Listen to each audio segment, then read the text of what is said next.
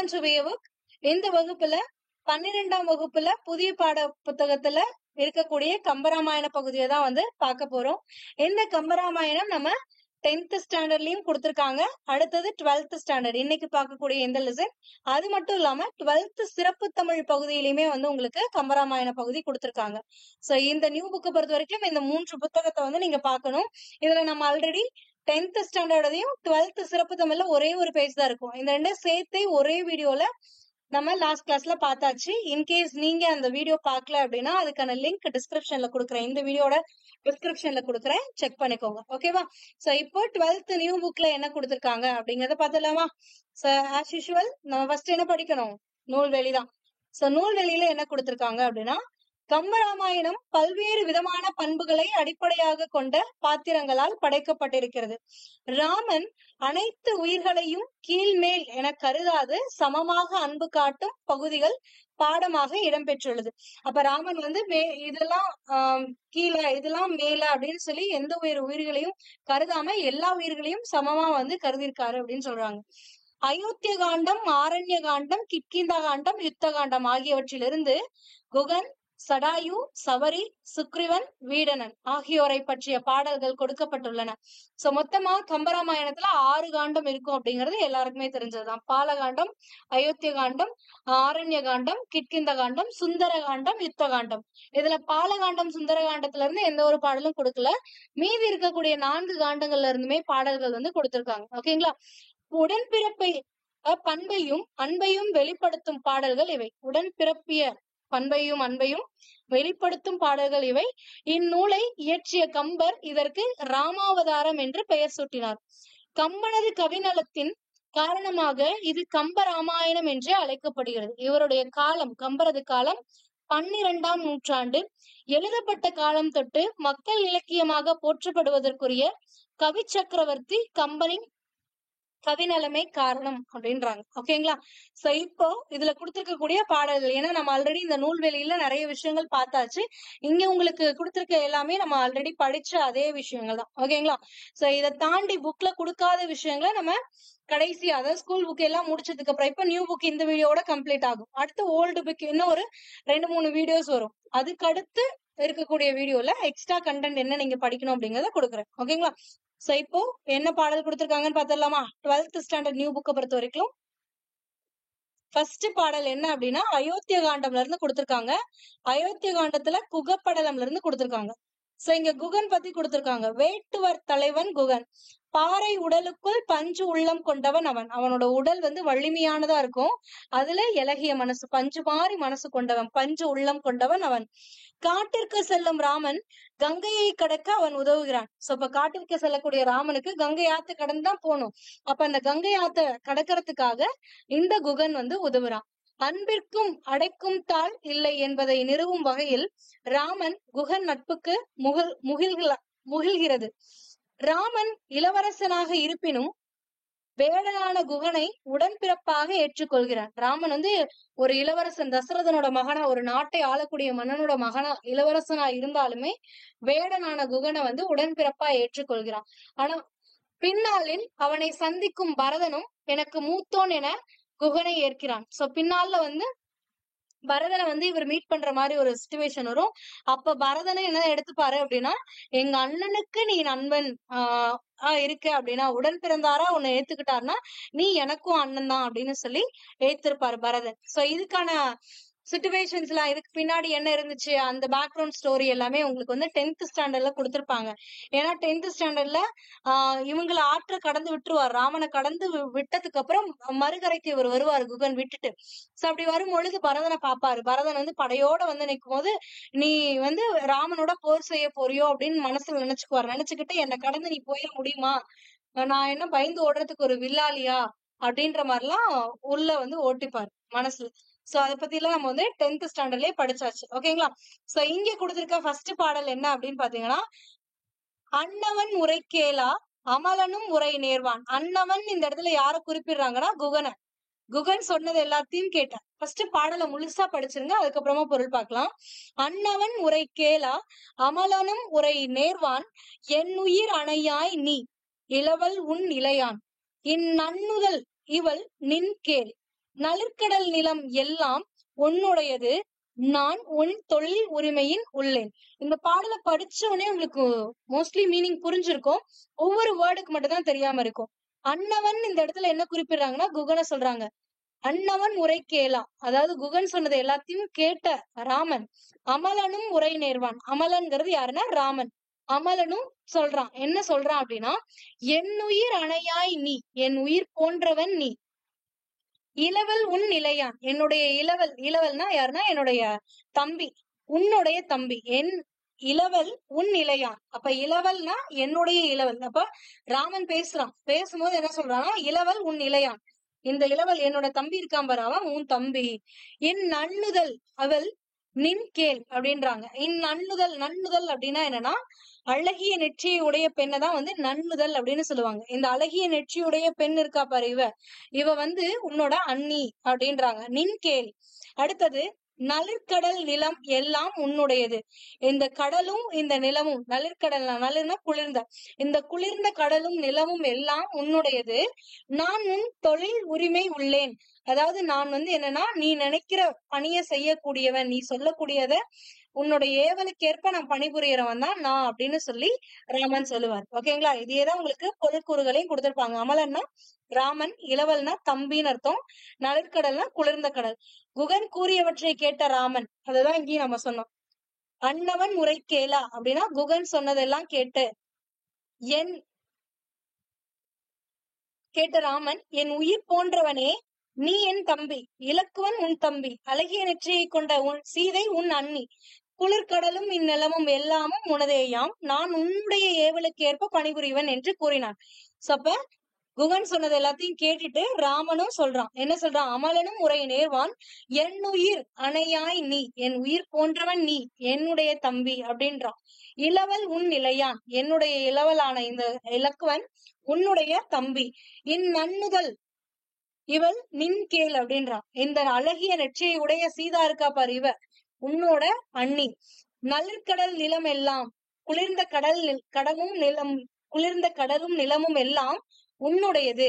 நான் உன் தொழில் உரிமை உள்ளேன், உன் ஏவலுக்கேற்ப நான் பணி செய்பவன் அப்படின்னு சொல்லி சொல்றான். ஓகேங்களா? சோ செகண்ட் பாடல் என்ன கொடுத்திருக்காங்க அப்படின்னா, இதே படலத்துலதான், குக படலத்திலே கொடுக்குறாங்க. ஏன்னா இப்ப இப்படி சொல்லிட்டு ஒரு கடல்ல ஆற்றை கடந்து விட்டதுக்கு அப்புறம் அவன் குகன் வந்து ராமன் மேல வச்சிருந்த அன்பை பார்த்துட்டு ராமன் இதெல்லாம் சொன்னான். சொன்னதுக்கு அப்புறம் நீ என் தம்பி மாதிரி அப்படின்னு சொல்லிட்டு பிரியுறாங்க. பிரியும் போது குகனுக்கு வந்து ஒரே வருத்தமா இருக்கும். அதுக்கு ஆறுதல் எப்படி சொல்லுவான் அப்படின்னா, இங்க சொல்லிருப்பாங்க பாருங்க. துன்புள்ளது எனின் அன்றே சுகமுள்ளது, அது அன்றி பின்புள்ளது இடைமண்ணும் பிரிவுள்ளது என உன்னேல், முன்புலேம் ஒரு நாள்வேம் முடிவுள்ளது என உண்ணா, அன்புல இனி நாம் ஓர் ஐவர்கள் உளரானோம் அப்படின்றாங்க. அப்ப துன்பு உள்ளது எனின், துன்பம் அப்படின்னு ஒண்ணு இருக்கு அப்படின்னா அன்றே சுகமும் உள்ளது. அப்பதான் வந்து சுகமும், அதாவது இன்பமும் இருக்கும். துன்பம்னு ஒண்ணு இருந்தாதான் இன்பமும் இருக்கும். அதுவன்றி பின்பும் உள்ளது. இப்ப இந்த பிரிவுக்கு அப்புறம் அதன்றி பின்பு உள்ளது. எப்பவுமே ஒரு துன்பம் வந்ததுக்கு பின்னாடிதான் நம்மளுக்கு வந்து என்ன கிடைக்கும், சுகம் வரும். சோ அது வந்து எப்படி இருக்கும் அப்படின்னா பின்னாடி உனக்கு வரும்.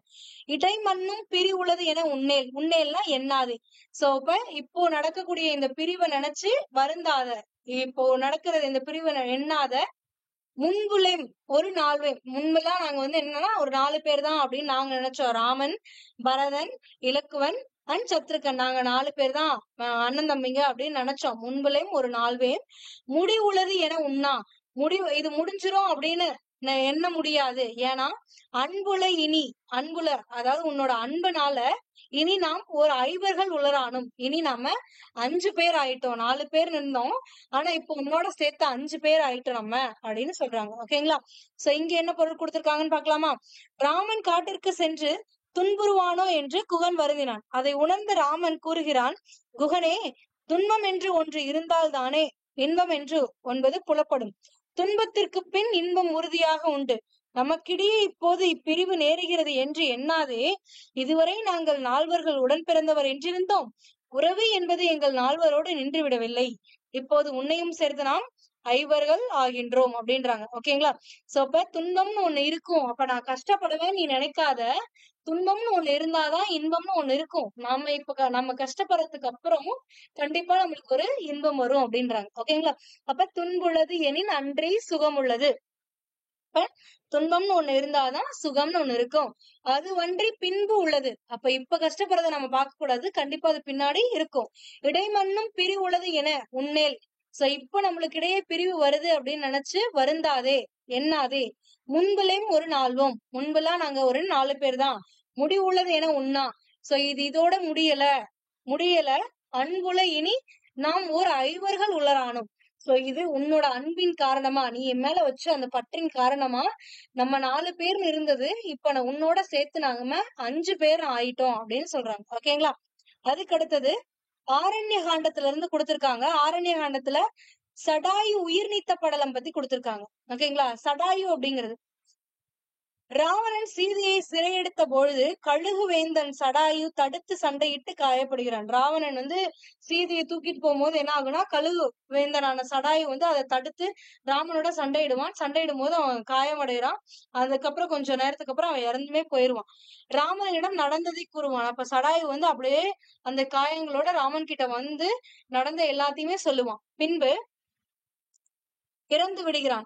ராமன் தன் தந்தையின் நண்பனான அக்கழுகு வேந்தனை அப்போ ராமன் வந்து அந்த கழுகு யாருன்னா தசரதனோட நண்பன். தன் தந்தையின் நண்பனான அக்கழுகு வேந்தனை தன் தந்தையாகவே கருதி, தன்னோட தந்தையாவே கருதி மகன் நிலையில இருந்து அவனுக்கான இறுதி சடங்குகளை செய்யறான். அததான் வந்து இந்த பாடல்ல கொடுத்திருப்பாங்க. ஓகேங்களா? சோ இங்க என்ன கொடுத்திருக்காங்கன்னா, இந்தனன் எனைய என் கார் அகில் ஈட்டதோறும் சந்தனம் குவித்து வேண்டும் தருவையும் திருத்தி பூவும் சிந்தினன் மணலின் வேதி தீது அற இயற்றி தென்னீர் தந்தனன் தாதை தன்னை தடக்கையான் எடுத்துச் சார்வான் அப்படின்றாங்க. இந்தனம் அப்படின்னா என்னன்னா விறகு அப்படின்னு அர்த்தம். இந்தனம்னா விறகு. இந்தனன் என்ன அப்போ எப்படிப்பட்ட சிறப்பான விறகுகள் இவை அப்படின்னு சொல்லி கண்டவர்கள்லாம் வியக்கும்படி காரகில் ஈட்டதோறும், கார்னா கருமையான அகில வந்து அகில் கட்டைகளையும் சந்தன கட்டைகளையும் குவிச்சு வைக்கிறான், கொண்டு வந்து அடுக்குறான். ஓகேங்களா?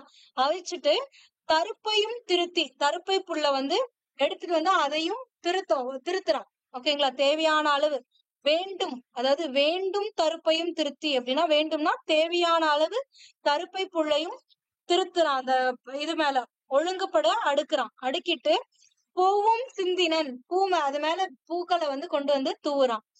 மணலின் வேதி தீது அறை ஏற்றி, மணலின் வேதி தீது அறை ஏற்றி அப்படின்னா வேதினா வேத முறைப்படி, தீது அப்படின்னா குற்றம் இல்லாம மணல்னால அமைக்கப்பட்ட அந்த மேடை திருத்தமா அமைக்கப்பட்டிருக்கு அப்படிங்கிறாங்க. எந்த ஒரு குற்றமும் இல்லாம வேத முறைப்படி மணல்னால அந்த மேடை அமைக்கப்பட்டிருக்கு. அந்த மேடை மேல கரிய அகில் கட்டைகளையும் சந்தனங்களையும் கொண்டு வந்து குவிச்சு அதுக்கு மேல தர்ப்பை புள்ளையும் திருத்தி பூவையும் சிந்துறான். பூவையும் அது மேல போடுறான்.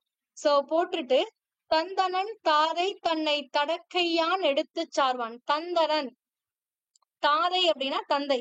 தன் தந்தை போன்ற சடாயுவை தன் தடக்கையான் தன்னை தடக்கையான் எடுத்து சார்வான் அப்படின்றாங்க. தன் தந்தையாகிய சடாயை பெரிய கைகள், தடக்கையானா பெரிய கைகளை உடைய ராமன் என்ன பண்றான்னா எடுத்துட்டு வந்து அந்த மேடை மேல வைக்கிறான் அப்படின்னு சொல்றாங்க. சார்வான்னா எடுத்துட்டு வந்து வைக்கிறது. ஓகேங்களா?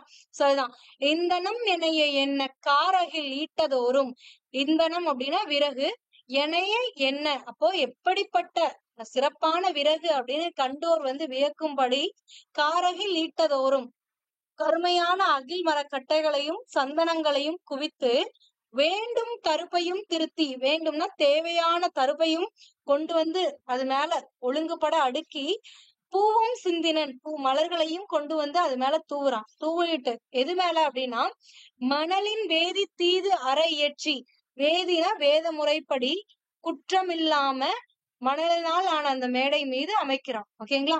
தென்னீர் தந்தனன், தென்னீர்னா தெளிந்த நீரை கொண்டு வந்து தன் தாதை தன்னை கடற்கையான் எடுத்து சார்வான். அதாவது அந்த தெளிந்த நீரை எடுத்து வந்தான். எடுத்து வந்து இறுதி சடங்கு செய்யக்கூடிய அந்த மேடைக்கு தன் தந்தையான சடாயுவை பெரிய கையால் கடற்கையான் எடுத்து சார்வான், பெரிய கைகளால் தூக்கி கொண்டு வந்து வைக்கிறான் அப்படின்றாங்க. ஓகேங்களா? பொருள் பார்த்துடலாமா? புக்ல என்ன கொடுத்திருக்காங்கன்னு. எப்படிப்பட்ட சிறப்பான விறகுகள் இவை என்று கண்டவர் வியக்கும்படியான கரிய அகில் கட்டைகளையும் சந்தன கட்டைகளையும் ராமன் கொண்டு வந்து வைத்தான். தேவையான அளவு தருப்பை புற்களையும் ஒழுங்குபட அடுக்கினான். பூக்களையும் கொண்டு வந்து தூவினான். மணலினால் மேடையை திருத்தமாக அமைத்தான். நன்னீரையும் எடுத்து வந்தான். இறுதிச் சடங்கு செய்யப்படக்கூடிய மேடைக்கு தன் தந்தையாகிய சடாயுவை பெரிய கைகளில் தூக்கி கொண்டு வந்தான். அவ்வளவுதான். ஓகேங்களா? சோ அதுக்கடுத்து என்ன பார்க்க போறோம் அப்படின்னா, ஆரண்ய காண்டத்துல இருந்து கொடுத்திருக்காங்க. ஆரண்ய காண்டத்துல சவரி பிறப்பு நீங்கு படலம் பத்தி கொடுத்திருக்காங்க. சவரியோட பிறப்பு எப்படி ஒழிய போகுது, சவரிக்கு வந்து அடுத்த பிறப்பு இல்ல அப்படின்னு மாதிரி இது பண்றதுதான் வந்து கொடுத்திருக்காங்க. இது என்ன அப்படிங்கிறதுக்கு படிச்சிடணும். ராமனிடம் மிகுதியான அன்பையும் பக்தியையும் கொண்டவள் தான் யாருன்னா சவரி. சீதையை தேடி வரும் ராமனை சுக்ரீவனுடன் நட்பு கொள்ளுமாறு செய்தவள் இவள். அவ்வகையில் காப்பியத்தின் போக்கில் ஒரு திருப்தியை உருவாக்குபவர் சவரி. ராமன் அன்பால் ஆகிய சவரியிடம் தாயிடம் காட்டக்கூடிய அன்பை காட்டினான். சோ ஒரு தாய் கிட்ட எந்த அன்பை காட்டுவாங்களோ அப்பேற்பட்ட அன்பை தான் வந்து சவரி கிட்ட காட்டுறாங்க. சவரி வந்து ராமன் மேல வந்து அன்பும் பக்தியும் கொண்ட ஒரு பொண். ஓகேங்களா? ஓகே, இப்போ இந்த பாடல் என்ன கொடுத்திருக்காங்கன்னு பாக்கலாமா? அன்னது ஆம் இருக்கை நன்னி ஆண்டு நின்று அளவுயில் காலம் தன்னையே நினைத்து நோக்கும் சவரியை தலைப்பட்டு அந்நாட்கு இன்னுரை அருளி தீது இன்றி இருந்தனை போலும் என்றான். முன் இவர்க்கு இது என்று எண்ணல் ஆவது ஓர் மூலம் இலான். இந்த பாடலை பொறுத்த வரைக்கும் நீங்க பிரிச்சு படிக்கும்போது பொருள் அப்படிங்கறது கடைசி 2 லைன் தான் வந்து பொருள்ல வந்து முதலா வரும். சோ அத சொன்னதுக்கு அப்புறம் தான் உங்களுக்கு புரியும். முன்னிவர் இது என்று எண்ணல் ஆவது ஓர் மூலன் இலான். முன்னிவர் அதாவது இவருக்கு முன்னாடி, இது என்று எண்ணல் ஆவது இவருக்கு முன்னாடி இன்னொன்னு இருக்கு அப்படின்னு சொல்ல முடியாத அளவுக்கு ஒரு மூலம் இல்லான், முன்னாடி ஒரு முதற் பொருள் இல்லாதவன் ஆகியவன் தான் யாருன்னா ராமன். அப்போ இவனுக்கு முன்னாடி இன்னொரு முதற் பொருள்ங்கிறது கிடையாது, இவன் தான் முதற் பொருள். ஓகேங்களா? சோ அப்பேற்பட்டவன். அன்னது ஆம் இருக்கை நன்னி.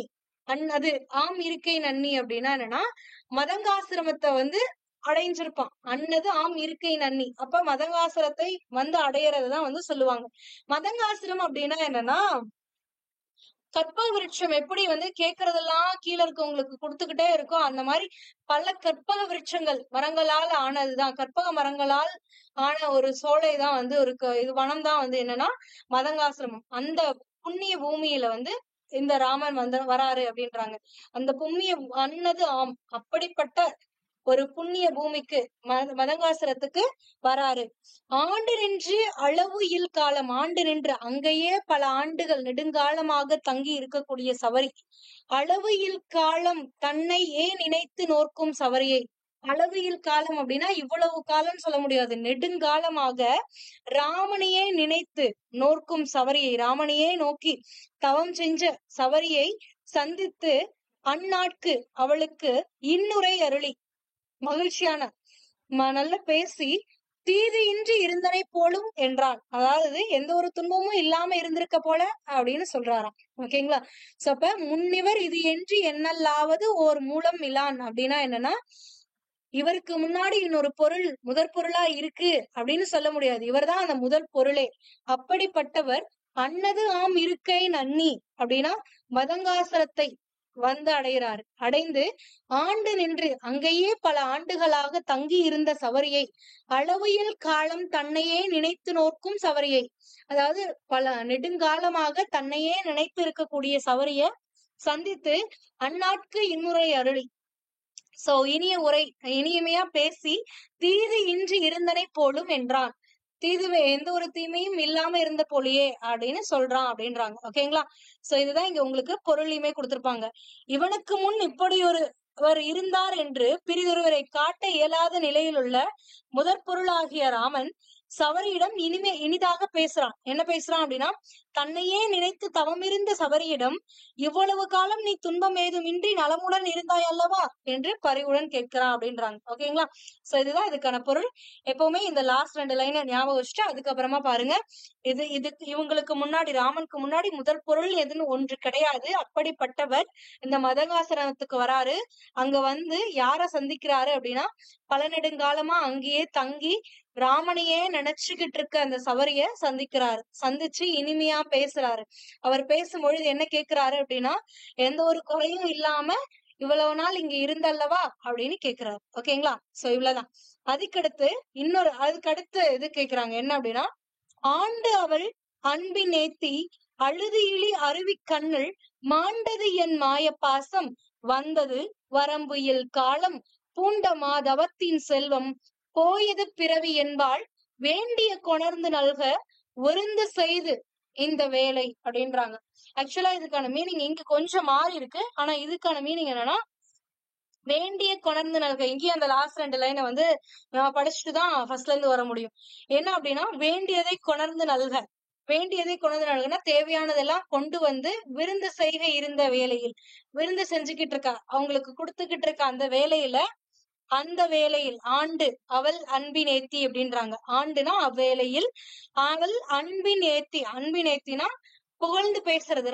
ராமனை பத்தி அவர்கிட்டயே புகழ்ந்து, இப்படி பேர்பட்ட நீனு அப்படின்னு சொல்லி புகழ்ந்து பேசி அப்படியே கண்கள்ல கண்ணீர் மல்க நிக்கிறாங்க. அழுது இழி அருவி கண்ணல், அந்த மாதிரி அழுது கண்ணுல கண்ணீர் வரவளா நிக்கிறாங்க. சோ அப்ப அவங்க என்ன சொல்றாங்க அப்படின்னா, சவரி சொல்றாங்க, மாண்டது என் மாய பாசம்.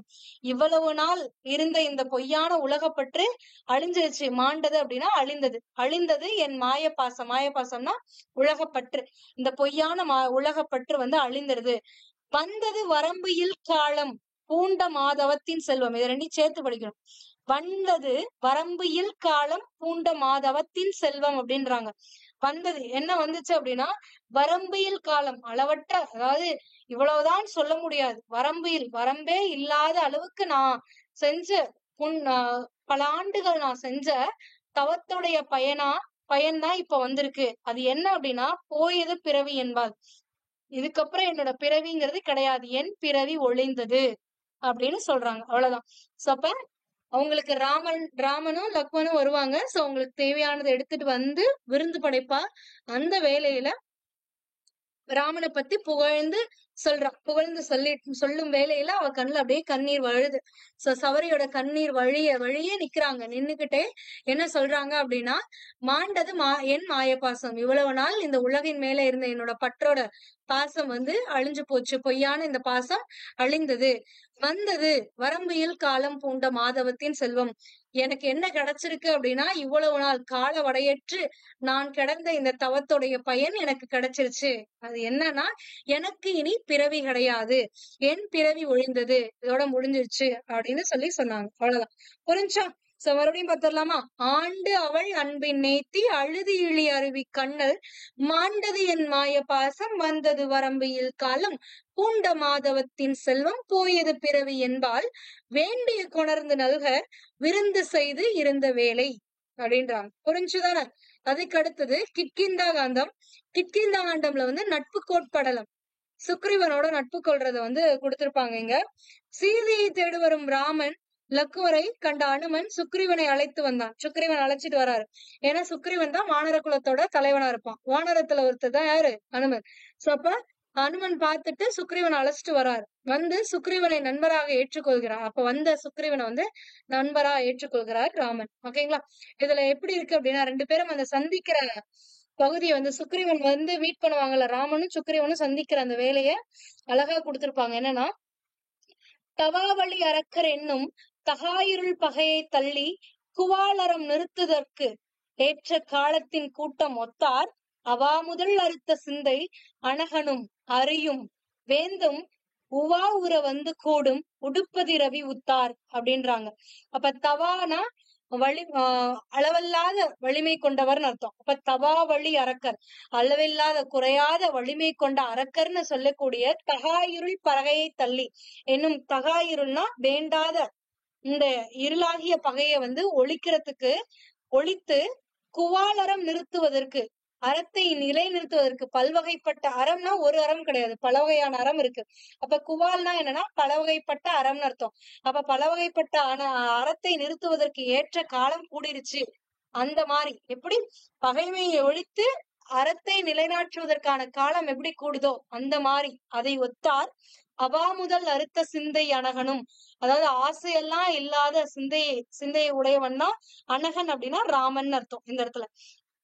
ஆசை இல்லாத சிந்தையை கொண்ட ராமனும் அறியும் வேந்தனும், அறியும் அப்படின்னா வானர கூட்டங்களுடைய வேந்தன்னா தலைவன், வானர கூட்டங்களோட தலைவனும் சேர்றது அப்படின்றாங்க. அந்த மாதிரி ஒண்ணு சேர்ந்ததுக்கு எப்படி பகைமையை தள்ளி அறத்தை நிலைநிறுத்த காலம் எப்படி ஒன்று கூடுதோ அந்த மாதிரி ஆசையெல்லாம் இல்லாத ராமனும் வானரங்களுடைய தலைவனும் ஒன்று சேர்றாங்க அப்படின்றாங்க. அதுக்கு இதை ஒப்பு காட்டுறாங்க, வேற ஒண்ணும் கிடையாது. அது இன்னொன்னு ஒப்பிடுறாங்க. என்னன்னா உவா உர வந்து கூடும். உவானா அமாவாசைன்னு அர்த்தம். அமாவாசை எப்படி வருது, அமாவாசை எப்படி வரும்? உடுப்பதி ரவி ஒத்தார் அப்படின்றாங்க. உடுப்பதி அப்படின்னா என்னது? சந்திரன். ரவினா சூரியன். சோ அப்ப உடுப்பதினா சந்திரன், ரவினா வந்து சூரியன். அதாவது சூரியனும் சந்திரனும், சூரியன் இப்ப இங்க இருக்குன்னு வச்சுக்கோங்களேன், இது வந்து சந்திரன், சூரியனோட ஒளிக்கதிர்கள் இங்க படும், இந்த இடத்துல பூமி. அதாவது நடுவுல இப்படி இருக்கும்பொழுது சூரிய ஒளி நிலாவோட ஒரு பக்கம் ஃபுல்லா படும். அப்ப மறுபக்கம் இருட்டா இருக்குல்ல, இந்த பக்கத்தை தான் நம்மளால பூமியில இருந்து பார்க்க முடியும். அதுதான் அமாவாசை அப்படின்னு சொல்லுவோம் நம்ம. சோ அந்த மாதிரி எப்படி சூரியனும் சந்திரனும் ஒரே நேர்கோட்டுல வரும் பொழுதுதான் அமாவாசை வருதோ அந்த மாதிரியும் இவங்க சேர்ந்திருக்காங்க, ஒரே இடத்துல வந்து சேர்ந்திருக்காங்க, அறத்தை நிலைநாட்டுவதற்காக சேர்ந்திருக்காங்க அப்படின்றாங்க. புரிஞ்சா? சோ இதுதான் தவாவளி அரக்கரென்னும் தகாயிருள் பகையை தள்ளி, அதாவது வலிமை, அளவிலாத வலிமை கொண்ட அரக்கர்னு சொல்லக்கூடிய தேவையற்ற இருளாகிய பகைமையை தள்ளி குவால் அறம் நிறுத்துவதற்கு ஏற்ற காலத்தின் ஒத்தார். குவால் அறம்னா பல வகைப்பட்ட அறத்தை நிறுத்துவதற்கு ஏற்ற காலம் கூடுற மாதிரிதான் அவாமுதல் அறுத்த சிந்தை அனகனும் அறிவேந்தனும் மீட் பண்ணிக்கிறது அப்படின்றாங்க. ராமனும் சுக்ரீவனும் மீட் பண்ணிக்கிறது அப்படின்றாங்க. இது இன்னொரு ஓமையிலேயே சொல்றாங்க. உவா உர வந்து கூடும். அமாவாசை எப்படி வரும் அப்படின்னா உடுப்பதி ரவி ஒத்தார், சந்திரனும் சூரியனும் ஒன்று சேர வருவதுதான் அமாவாசை. அந்த மாதிரி சூரியனும் சுக்ரீவனும் ராமனும் ஒண்ணு சேர்றாங்க அந்த வேலையில அப்படின்றாங்க. ஓகேங்களா? சோ இதோட பொருள் பார்த்தலாமா? அளவிலாத அப்படிங்கிறது குறையாத வலிமை உடையவர்களும் வேண்டாத இருள் பொருள்கள் போன்றவர்கள் ஆகிய கொஞ்சம் டங்கு ஸ்லிப் ஆயிடுச்சு ரொம்ப நேரம் பேசுறதுனால. குறையாத வலிமை உடையவர்களும் வேண்டாத இருள் போன்றவர்களுமாகிய பகைவர்கள் அழித்து அறங்கள் அனைத்தையும் நிலைப்பெற செய்வதற்கு ஏற்ற உரிய காலம் போல் ராமனும் சுக்கிரனும் ஒருங்கிருந்தார்கள்.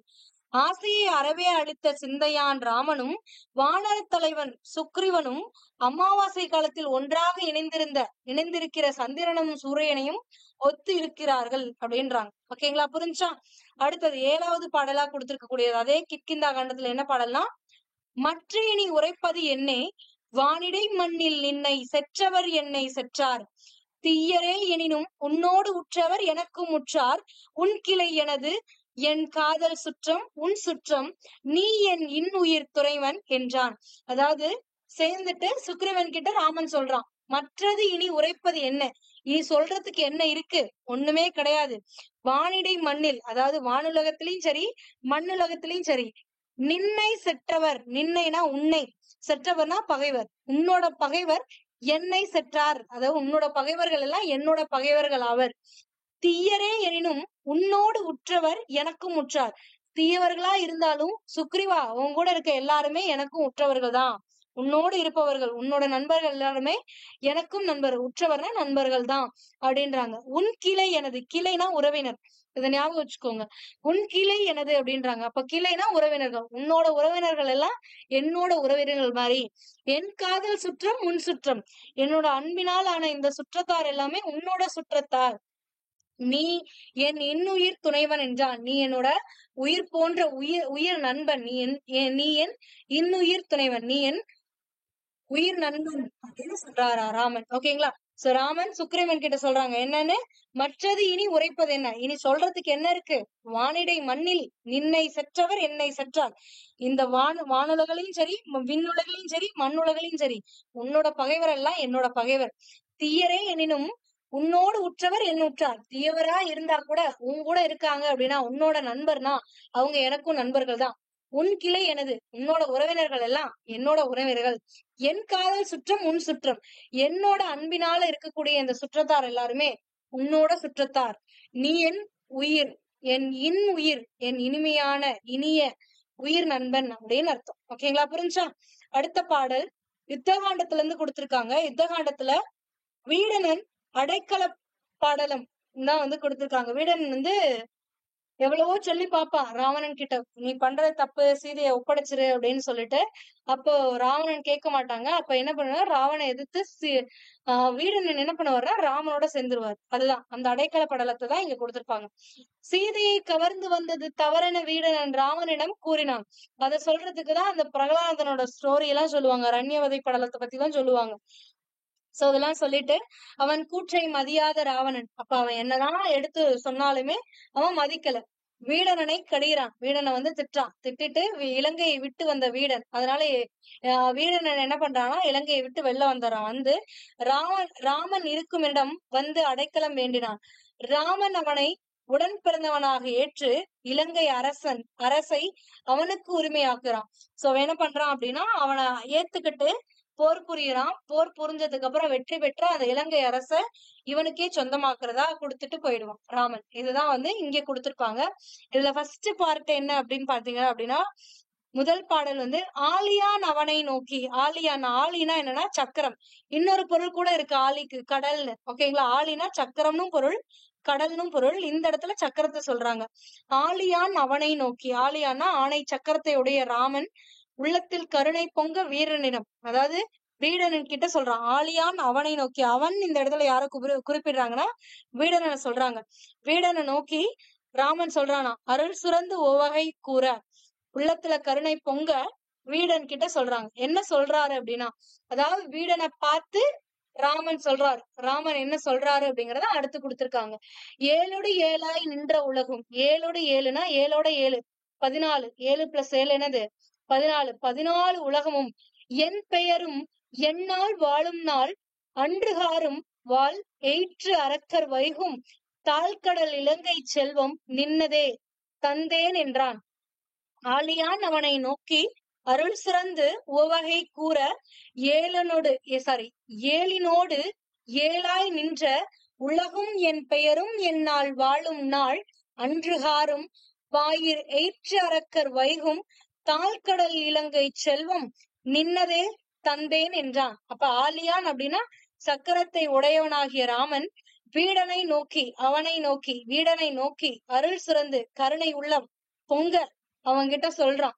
ஓவகை கூற என்ன சொல்றான் அப்படின்னா, ஏழினோடு ஏழாய், 7 சேர்த்து 14 உலகம் என் பெயரும் என்னால் வாழும் வரை, இந்த 14 உலகத்திலேயும் என் பேர் எவ்வளவு நாள் வாழுமோ அன்றுகாரும் அதுவரை வாழேற்று அரக்கர் வைகும். வாழேற்று அப்படின்னா ஒளி பொருந்திய பற்களை உடைய அரக்கர்கள் வாழக்கூடிய தாழ்கடல், ஆழமான கடல் சூழ்ந்திருக்கக்கூடிய இந்த இலங்கை நின்னதே, இந்த இலங்கை உன்னுடையதே, உனக்கே உரிமை என்று கொடுக்கிறேன் அப்படின்னு சொல்லி கொடுக்கிறான். ஓகேங்களா, சோ இதுதான் இங்க கொடுத்திருக்காங்க. ஆணை சக்கரத்தை உடைய ராமன் உள்ளத்தில் கருணை பொங்க வீடனிடம் ஒளி பொருந்திய பற்களை உடைய அரக்கர் வாழ்வதும் ஆழமான கடல் நடுவே உள்ளதுமான இலங்கை அரசாட்சி 7 ஆகிய 14 உலகங்களும் எனது பெயரும் இங்கு எவ்வளவு காலம் இருக்குமோ அவ்வளவு காலம் உனக்கே உரிமை என கொடுத்தேன் என்று கூறினான். சோ என் பேர் எவ்வளவு காலம் இந்த 14 உலகத்துல இருக்கோ அவ்வளவு காலமும் இந்த இலங்கை உன்னோடது வீடா, நான் உனக்கு கொடுக்குறேன் அப்படின்னு சொல்லி வெற்றி பெற்றதுக்கு அப்புறமா அந்த இலங்கைய அவர்கிட்ட ஒப்படைச்சிட்டு போவாங்க. அதுதான் மறுபடியும் பார்த்தலாமா. ஆலியான் அவனை நோக்கி, அதாவது சக்கரத்துடையான், ஆணை சக்கரத்தை உடைய ராமன் வீடனை நோக்கி உள்ளத்தில் கருணை பொங்க சொல்றான். என்ன சொல்றான், 7 ஏழாய் நின்ற 14 உலகமும் என் பெயரும் என்னால் வாழும் வரை, என்னோட பெயர் எவ்வளவு காலம் வாழுமோ அன்றுகாரும் அதுவரை வாழேற்றி அரக்கர் வைகும். வாழேற்றி அரக்கர்னா இந்த ஒளி பொருந்திய பற்களை உடைய அரக்கர்கள் வாழ்வதும் தாழ்கடல் இலங்கை செல்வம். தாழ்கடல்னா ஆழமான கடல்களுக்கு நடுவே இருக்கக்கூடிய இந்த இலங்கை செல்வம் நின்னதே தந்தேன் என்றான். உனக்கே உனக்கே உரிமை அப்படின்னு கொடுக்கறேன் அப்படின்னு சொல்லி கூறுறான். ஓகேங்களா? சோ அவ்வளவுதான். சோ அடுத்த பாடல் கடைசியா இந்த பகுதியில கொடுத்திருக்கக்கூடிய பாடல், இந்த புத்தகத்துல கொடுத்திருக்க பாடியதான் இந்த அடுத்த பாடல். இது ரொம்பவே முக்கியம். ஓகேங்களா? குகனோடும் ஐவர் ஆனேன் முன்பு பின் குன்று சூழ்வான் மகனோடும் அறுவர் ஆனேன் எம்முளை அன்பின் வந்த அகன் அமர் காதல் ஐய நின்னொடும் எழுவர் ஆனேன் புகழ் அருங்கானம் தந்து புதல்வரால் பொழிந்தான் நுந்தை அப்படின்றாங்க. அப்ப நாங்க மொத்தம் 4 பேர் தான் இருந்தோம். குகனோட சேர்த்து 5 பேர் ஆனோம். அதுக்கப்புறம் சுக்கிரவனோட சேர்த்து 6 பேர் ஆனோம். இப்ப வீடனான உன்னோட சேர்த்து நாங்க 7 பேர் ஆயிட்டோம். சோ உன்னோட சேர்த்ததுனால உன்னோட தந்தைக்கு 7 புதல்வர்கள், அதாவது 4 பேர் தான் புதல்வர்கள் நினைச்சிட்டு இருந்தோம். ஆனா உன்னோட சேர்ந்து 7 புதல்வர்கள் அப்படின்னு சொல்லி கொடுத்திருப்பாங்க. இதுதான் இங்க கொடுத்திருப்பாங்க. நாங்கள் 4 உடன் பிறந்தவர்களாக இருந்தோம். கூடரன் சேர்ந்து 4 5 ஆனோம். பின்னர் மேருமலையை சுற்றி வரும் கதிரவனின் மகனான சுக்கிரவனுடன் 6 ஆனோம். மேருமலையை சுத்தி இருக்கக்கூடிய கதிரவனோட மகனா இருக்கக்கூடிய அந்த சுக்கிரவனோட சேர்த்து 6 பேர் ஆனோம். உள்ளத்தில் அன்பு கொண்டு எங்களிடம் வந்த அன்பனே, சோ எங்க மேல அன்பு வச்சு எங்க கிட்ட வந்த அன்பனே, உன்னோட சேர்த்து 7 ஆனோம். புகுதற்கரிய கானக வாழ்வை, அதாவது என்ன காடு வனவாசம் அனுப்பின, வனவாசம் போன சொன்ன என்னோட தந்தை, அதாவது உன் தந்தை. ஏன்னா உன்னை நான் தம்பியா ஏத்துக்கிட்டேன் அப்படின்னா என் தந்தை உன் தந்தை தானே. அப்போ நான் சொல்றேன், அப்போ இப்ப உங்களை நான் தம்பின்னு கூப்பிடுறேன்னா இப்ப என்னோட அப்பா உன்னோட அப்பா தானே, அந்த மீனிங்ல அவர் சொல்றாரு. உன் தந்தை ஆகிய தசரதன் இதனால் புதல்வர்களை கூடுதலாக அடைந்த பெருமையை பெறுகிறான் அப்படின்னு சொல்லி ராமன் சொல்லுவார். அததான் இங்க கொடுத்திருப்பாங்க. ஓகேங்களா? குகனோட 5 ஆனேன், குகனோட சேர்த்து 5 பேர் ஆனேன். முன்னாடி குகனோட சேர்த்து 5 பேர் ஆனேன். அதுக்கப்புறம் பின் குன்று சூழ்வான் மேருமலையே சூழ்ந்து சுற்றி வரக்கூடிய கதிரவனோட மகனான சுக்கிரவனோட 6 ஆனேன். எம்முளை அன்பின் வந்த, அதாவது என்கிட்ட அன்பின் பால் என்னோட வந்து அடைந்த உன்னோட அகன் அமர் காதல் ஐயா, உள்ளத்தில் அன்பால் என்னுடன் வந்த நின்னோடு 7 ஆனேன், உன்னோட சேர்த்து 7 பேர் ஆயிட்டோம். புகழ் அருங்கானம் தந்து, அதனால உன்னோட அப்பாக்கு இப்போ புதல்வர்கள் 7 பேர் ஆயிட்டாங்க. இந்த பெருமை உன்னோட அப்பாக்கு சேரும். புகழ் அருங்கானம் தந்து புதல்வராய் பொழிந்தான் உன் தந்தை, அதுதான் நுந்தை அப்படின்னு சொல்லுவாங்க. ஓகேங்களா? சோ அவ்வளவுதான் இங்க கொடுத்திருக்க கூடியது. சோ இந்த 9 பாடல்களையும் பாடலை ஒரு வாட்டி படிங்க. இப்ப வீடியோஸ் பார்த்ததுக்கு அப்புறமா ஃபர்ஸ்ட் நீங்க பாடல் படிங்க. அப்ப எப்படி படிக்கணும்? அன்னவன் உரை கேளா அமலனும் உரை நேர்வான், என்னுயிர் அணையாய் நீ இளவல் உன் நிலையான், நின் நன்னுதல் இவள் நின் கேள் நளிர்கடல் நிலம் எல்லாம் உன்னுடையது, நான் உன் தொழில் உரிமையின் உள்ளேன் அப்படின்னு சொல்லி ஒரு வாட்டி பாடலை மட்டும் பிரிச்சு படிங்க. ஓகேங்களா? வார்த்தை சேர்த்திருந்தா கூட பிரிச்சு பிரிச்சு படிங்க.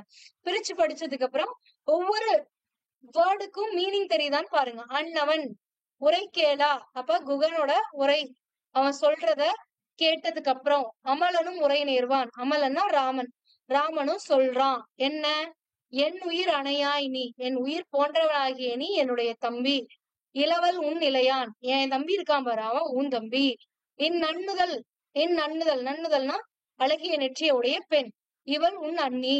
நளிர்கடல், குளிர்ந்த கடலும் நிலமும் எல்லாம் உன்னுடையது. நான் உன் தொழில் உரிமையின் உள்ளேன், உன்னோட ஏவல்கேற்ப நான் பணிபுரியக்கூடியவன் அப்படின்னு சொல்றான் அப்படின்னு சொல்லி ஒரு வாட்டி பாடலை பாருங்க. அதுக்கு அடுத்தது வார்த்தையோட பொருளை பாருங்க. அந்த வார்த்தையோட பொருளை வச்சு அந்த பாடலுக்கான பொருள் என்ன அப்படிங்கறது நீங்க ஓரளவுக்கு கெஸ் பண்ணுங்க. ஓகேவா? அதுக்கப்புறமா நீங்க இங்க இருக்கக்கூடிய பொருளை படிச்சிட்டீங்க அப்படின்னா ஈஸியா உங்களுக்கு இந்த பகுதி புரிஞ்சிடும். சோ நீங்க ஒரு செயலை இப்படிதான் படிக்கணும். அதாவது ஃபர்ஸ்ட் அந்த பாடலை பிரிச்சு படிக்க தெரியணும். சேர்த்திருந்தா கூட பிரிச்சு படிக்கணும். அதுக்கப்புறம் அதுக்கான பொருள், வார்த்தைக்கான பொருள், அடுத்து பாடலுக்கான பொருள், அதுதான் இங்க புக்ல கொடுத்திருக்காங்களா அப்படிங்கறதையும் நீங்க பாக்கணும். இப்ப இந்த பொருள் உங்களோட பழைய புக்ல ஒரு மாதிரி கொடுத்திருக்கலாம். இதே பாடல்கள்லாம் ஒரு சில பாடல்கள் பழைய பாட புத்தகத்திலயுமே உங்களுக்கு இருக்கு. அங்க வரும்போது கொஞ்சம் டிஃபர் ஆகும். இந்த உரை எழுதுறவங்களை பொறுத்து இந்த மீனிங் கொஞ்சம் கொஞ்சம் டிஃபர் ஆகும். பட் ஓவரால் ஸ்டோரி என்னங்கிறது நம்மளுக்கே தெரியும். சோ அதனால இது ஒரு பெரிய வித்தியாசம் கொடுக்காது. அதனால ஒரு புத்தகத்துல பார்க்கும்போது இப்படி இருக்கு, இன்னொரு புத்தகத்துல பார்க்கும்போது வேற மாதிரி ஒரு பொருள் சொல்றாங்களே அப்படின்றதெல்லாம் வந்து நீங்க மைண்ட் பண்ணிக்க வேணாம். இதுக்கு எக்ஸாம்பிள் என்னன்னா, இப்போ எங்கேயுமே இருந்துச்சு என்னன்னா, இந்த முதற் பொருள் பத்தி சவரி சொல்லிருப்பாங்க பாருங்க இந்த இடத்துல இங்க என்ன கொடுத்திருக்காங்கன்னா, இவனுக்கு முன்னே இப்படி ஒருவர் இருந்தார் என்று பிறிதொருவரை காட்ட இயலாத நிலையில் உள்ள முதற் பொருளாகிய ராமன் அப்படின்னு கொடுத்திருக்காங்களா. அதாவது இவங்களுக்கு முன்னாடி இன்னொருத்தவங்க இல்ல அப்படின்னு காட்டுறதுக்கு முடியாத அளவுல முன்னாடி இருக்கிற முதற் பொருள் தான் ராமன் அப்படின்னு சொல்றாங்கல்ல. ஆனா இந்த லைனை படிக்கும்போது உங்களுக்கு என்ன மீனிங் வரும்னா, இவருக்கு முன்னாடி இன்னொன்னு வச்சு எண்ணக்கூடிய அளவுக்கு முதற் பொருள் ஒண்ணுன்னு இல்ல அப்படிங்கறதா இங்க மீனிங்கே வரும். அப்ப முதற் பொருள் ஒண்ணு இல்ல அப்படின்னா அப்ப ராமன் தான் முதற் பொருள் அப்படிங்கறதா இந்த இடத்துல மீனிங். அது 2 லைனா வரும். ஆனா இந்த இடத்துல ஒரே லைன்ல எங்களுக்கு கொடுத்துட்டாங்க உங்களுக்கு. சோ அதனால கொஞ்சம் கன்ஃபியூஷன்ஸ் வரதுக்கான பாசிபிலிட்டிஸ் இருக்கு. அதனால நீங்க அதெல்லாம் கன்சிடர் பண்ண வேண்டாம். ஓகேங்களா? சோ புக்ல ஷார்ட் பண்ணி கூட கொடுத்திருப்பாங்க. இது இன்னும் விரிவா கூட ஒரு சில உரைகள்ல வந்து கொடுத்திருப்பாங்க. அதனால டிஃபர் ஆச்சுன்னா நீங்க ஒன்னும் மைண்ட் பண்ணிக்க தேவையில்லை. புரிஞ்சுதானே? ஒருவேளை உங்களுக்கு இந்த 9 பாடல்களோட பொருள்கள்ல ஏதாவது பொருள் புரியல அப்படின்னா நீங்க அதை கமெண்ட் பண்ணுங்க. அதுக்கான எக்ஸ்பிளனேஷனை நம்ம அடுத்த வீடியோல பார்க்கலாம். ஓகேங்களா? சோ இப்போ நம்ம நியூ புக்ல கொடுத்திருக்கக்கூடிய கம்பராமாயணத்தை பார்த்தாச்சு. எந்தெந்த புக் 10th ஸ்டாண்டர்ட்லயும் 12th சிறப்பு தமிழ்ல கொடுத்திருக்கிறத முதல் வீடியோல பார்த்தாச்சு. இப்போ 12th ஸ்டாண்டர்ட்ல பொதுத்தமிழ் புத்தகத்துல கொடுத்திருக்கக்கூடிய 9 பாடல்களையுமே வந்து இப்ப பார்த்தாச்சு. அப்ப நியூ புக்ல இருக்கக்கூடிய போர்ஷன்ஸ கம்ப்ளீட் பண்ணியாச்சு. அடுத்து நம்ம பார்க்கக்கூடியது என்ன அப்படின்னா ஓல்டு புக்ல 8th standard 10th standard 12th ஸ்டாண்டர்ட்ல கொடுத்திருப்பாங்க. இங்க நிறையவே கொடுத்திருப்பாங்க. இப்ப நியூ புக்ல கொடுத்திருக்கிறத தாண்டி ஒரு டபுள் டைம் உங்களுக்கு வந்து கொடுத்திருப்பாங்க. இதுல ஓல்டு புக்கை பொறுத்த வரைக்கும் உங்களுக்கு 8th ஸ்டாண்டர்ட்ல கொடுத்திருக்க கூடியது என்ன அப்படின்னு பாத்தீங்கன்னா, இந்த பாடல் தான் 8th ஓல்டு புக்ல கொடுத்திருக்கக்கூடிய பாடல். இந்த பாடல் நம்ம வந்து 10th ஸ்டாண்டர்ட்லயே பார்த்தாச்சு. 10th ஸ்டாண்டர்ட்ல ஃபர்ஸ்ட் பாடலா வரக்கூடியது. இதை நம்ம வந்து ஆல்ரெடி பார்த்தாச்சு. சோ இதுக்கு அடுத்து இருக்கக்கூடிய 10th ஸ்டாண்டர்ட்ல ஓல்டு புக்ல கொடுத்திருக்கக்கூடியதையும் 12th ஸ்டாண்டர்ட்ல ஓல்டு புக்ல ஒரு 15 பாடல்கள் கொடுத்திருப்பாங்க. இதுல ஒரு 15 அதுல ஒரு 15 30 பாடல்கள் இருக்கும். இந்த 30 பாடல்களையும் நம்ம வந்து அடுத்த பார்ட்ல வந்து பார்க்கலாம். 30 பாடல்களையும் ஒரே வீடியோல பார்க்கணும் அப்படின்னா ஒரு 2 to 3 hours ஆயிடும். ஏன்னா உங்களுக்கு புரியணும். அதுக்கான பாடல் படிக்கணும், அதை எப்படி பிரிச்சு படிக்கணும்னு சொல்லணும், அதுக்கான பொருள் என்னன்னு சொல்லணும், அது உங்களுக்கு விளங்கணும். சோ அதுக்கு கொஞ்சம் டைம் ஆகும். அதனால நம்ம அடுத்து ஒரு 2-3 வீடியோஸ்ல வந்து ஓல்டு புக்ல இருக்கக்கூடிய கம்பராமாயணத்தை பார்க்கலாம். ஓகேவா? சோ ஏதாவது டவுட்ஸ் இருந்துச்சு அப்படின்னா கமெண்ட் பண்ணுங்க. For more videos stay tune. Thank you.